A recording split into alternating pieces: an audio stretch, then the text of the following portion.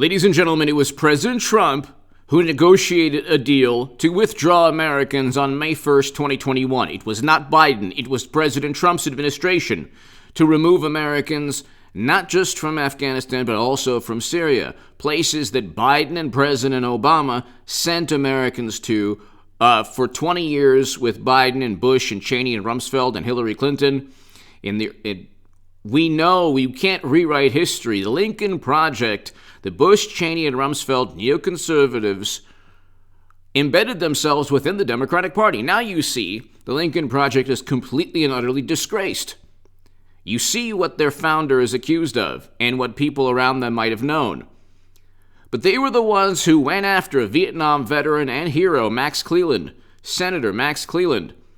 They're the ones who tried to disparage him and call him, if they could, he's a triple amputee, and the Bush, Cheney, and Rumsfeld Lincoln Project people that embedded themselves, that were warmly received by the Democratic Party for 4 years, that Democrats viewed as the moral foundation against Trump, the Republican moral foundation against Trump, they're the ones who went after and tried to disparage and demean and insult and call unpatriotic a triple amputee Vietnam veteran and Max Cleland.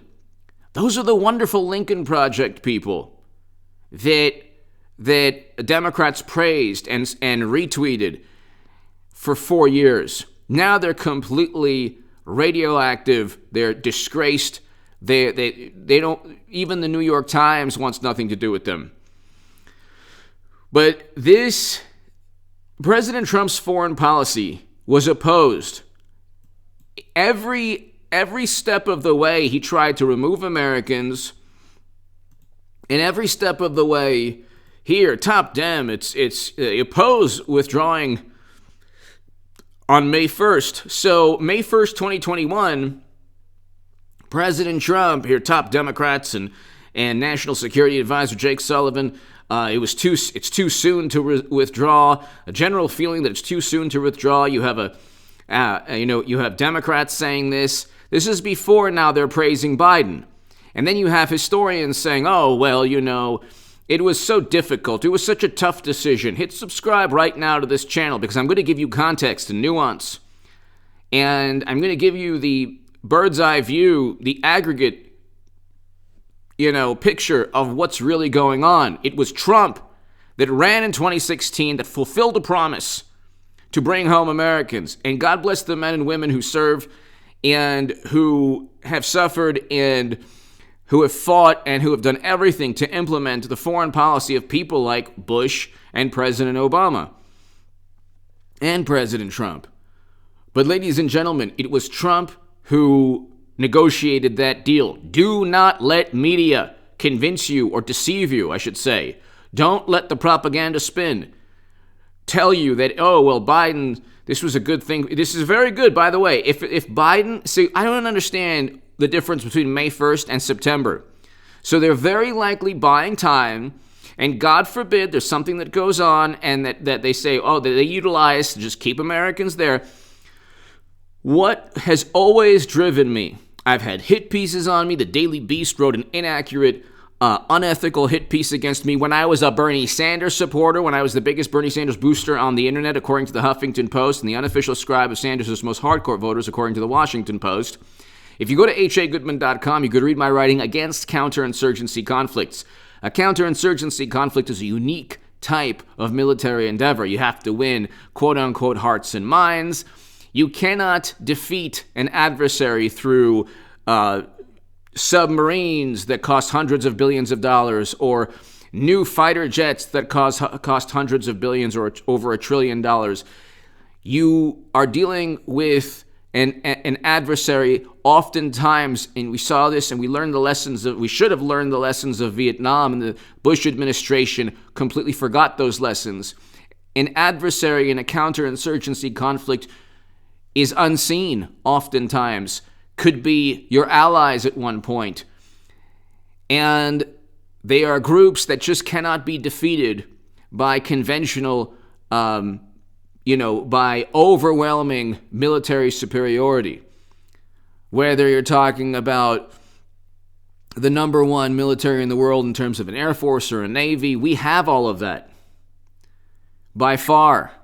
Our defense budget is greater than the next 9 or 10 combined. But we should never get into these.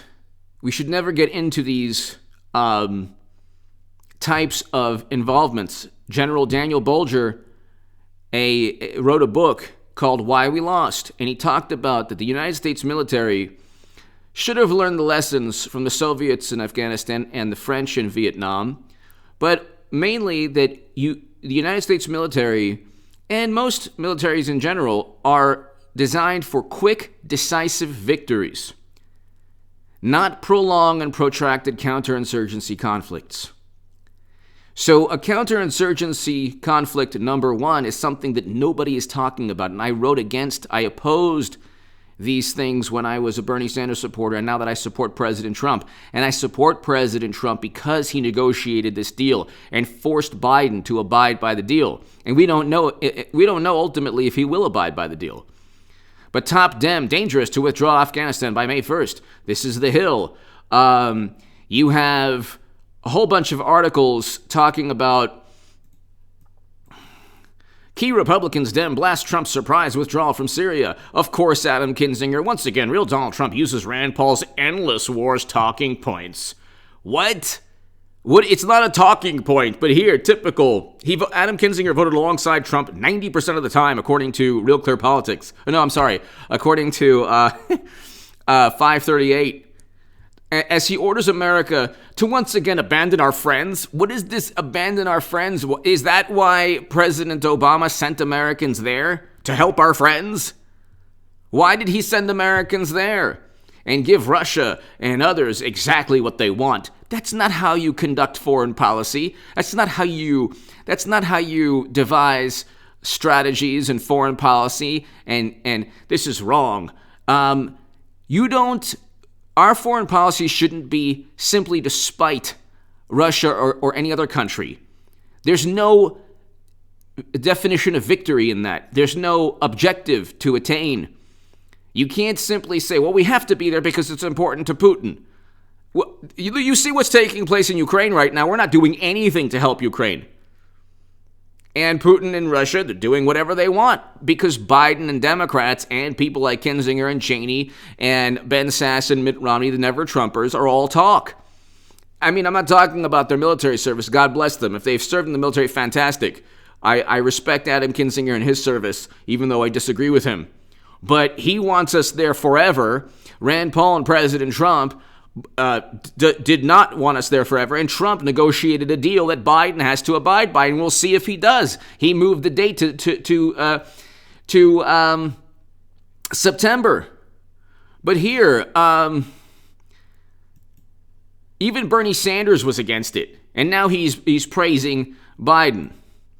And then you have a whole bunch of outgoing Syria envoy admits hiding U.S. troop numbers. Top U.S. official admits lying to Trump on American troop levels. Leaks and lies as the military tries to undermine President Trump.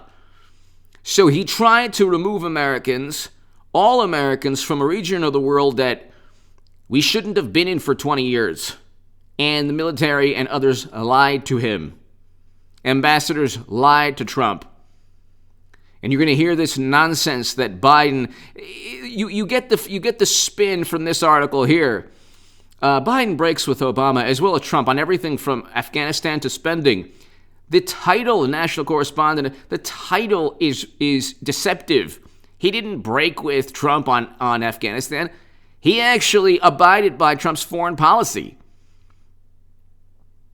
It was Trump's foreign policy. Then you say, I must say that Biden has done so far is rather a pleasant surprise to me, said progressive icon Noam Chomsky. Noam Chomsky stated that Obama was worse than Bush. You can look it up here. I forgot who was interviewing him. I think it was like a BBC interview. Let's see. They quote Noam Chomsky, but they don't realize that Noam Chomsky says Obama is worse than George Bush.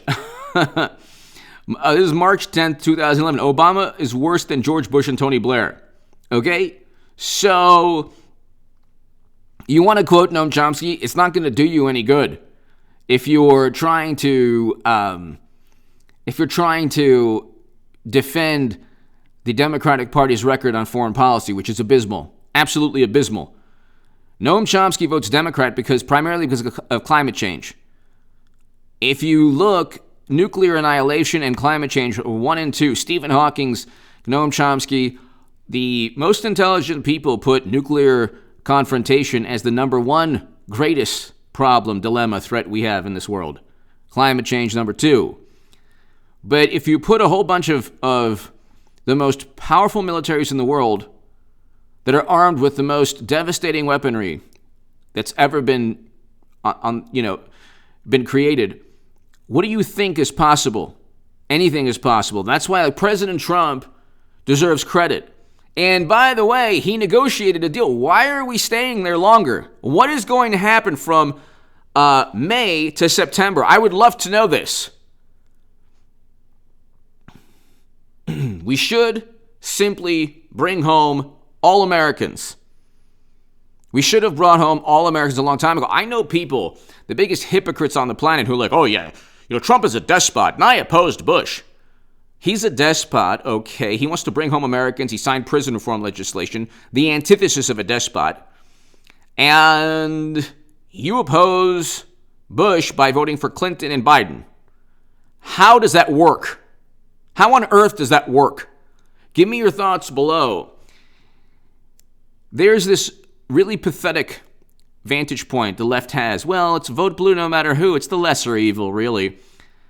You're not dealing, if you're in Libya, if you're in Haiti, if you are in other countries, and you look at the Democratic Party, it's not the lesser evil. They talk about Trump's philanthropic endeavors. Oh my God, he has to pay back money. There's $10 billion raised for the people of Haiti by organizations linked to the Clinton Foundation. Where did that money go? I'm asking a question. If anybody knows, you could tell me in the comments section. Where'd the money go? To the people of Haiti, they deserve the $10 billion raised, only 3%. I interviewed Daddy Cherry, a wonderful Haitian-born journalist, in the Huffington Post. Okay, 3% of the money raised for the people of Haiti. Where did it go? Close to $10 billion. So Democrats, it's just unbelievable. But you look at what we did, what our country did, and the road to nowhere is paved with quote-unquote good intentions. A counterinsurgency conflict is a conflict where you send Americans or you send soldiers to locations to try to take over a city, and then once you have taken over the city, you might have to take it over again and again. And it happened numerous times in the countries that we've been in. Because there's no quick, decisive military victory, which is what any military is designed to accomplish. We should never have been there for 20 years. And then there's this absurd rebuttal. Well, are you going to remove Americans from Germany and Japan? Germany and Japan are not counterinsurgency conflicts. What Trump did, he should be praised. And Biden isn't even abiding by that. May 1st was the timeline. Why he extended it to September, I don't know. But it was Trump who forced Biden's hand. Otherwise, the Lincoln Project people and the war hawks and the militarists within the Democratic Party would have kept us there forever. Give me your thoughts below, and hopefully Biden abides by what Trump accomplished. Give me your thoughts below. Thank you.